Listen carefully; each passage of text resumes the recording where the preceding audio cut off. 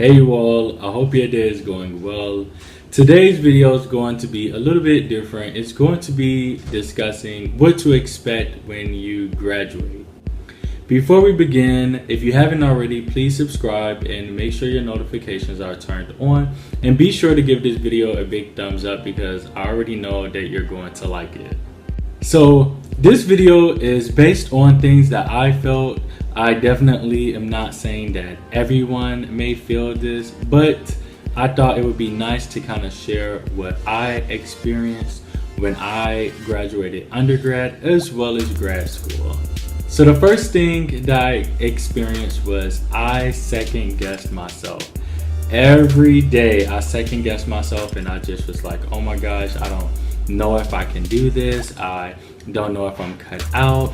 I just always second guess, like, is this what I'm supposed to be doing? Or, did I do this right? And, that's just going to be normal because you're in a new environment, you're with new people, you're doing a new thing, and it's new pressures, new expectations. Everything is new. And when everything is new, sometimes you just find yourself second guessing everything.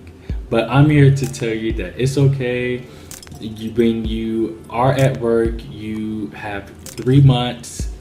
Some places have 6 months to really allow you to get adjusted and acclimated to that work environment. So you have absolutely nothing to worry about. You are going to do great. You are going to be great. So the second thing that you may start to do, now this may be more me than other people, but I started exploring other fields. So again, going off the second guessing, I was like, okay, maybe this is not for me. Maybe I need to go into something else. And I just found myself looking at other careers, and I found myself just exploring other careers and looking at educational requirements and things of that nature.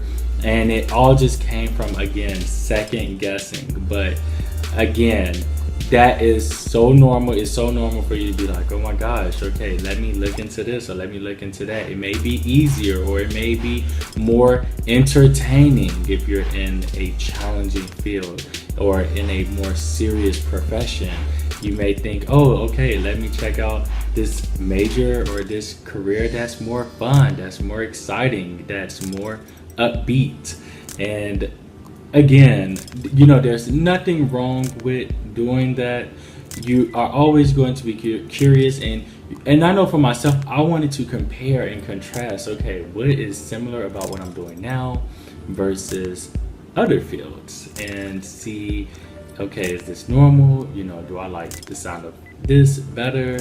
Like once you're in it, it's like, okay, can I do this for the rest of my life? And it's okay. Some people explore other fields or consider other fields, and that's fine.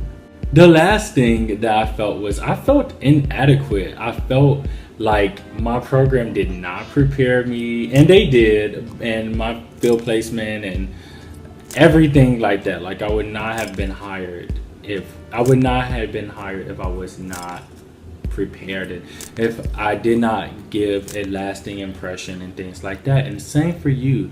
Your employer hired you for a reason.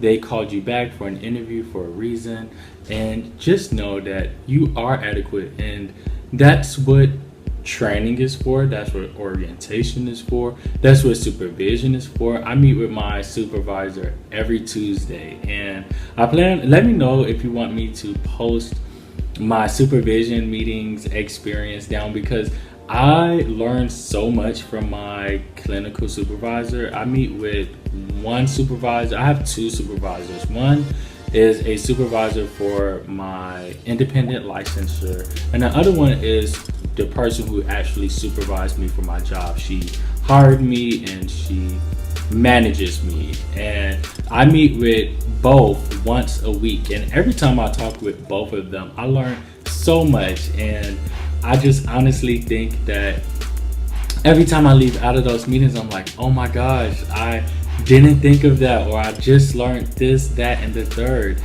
And you really learn things that is outside of the classroom, that's much different from what you could have been prepared for. So again, you may or may not feel inadequate, but just remember that that's what your training's for, that's what your supervision's for, that's what the management is for. And when your supervisors say, if you have any questions, comments, or concerns, seriously, that is the time to bring it to them. And when your supervisor brings things to your attention, that is the time for you to be as honest as you can, so you can receive as much help as you can, so you can be adequate. But again, those feelings, all three of those feelings, are totally normal, and I won't say that they necessarily go away 100%, but they decrease significantly over time. I've been in my job for like 5 months now, and it's decreased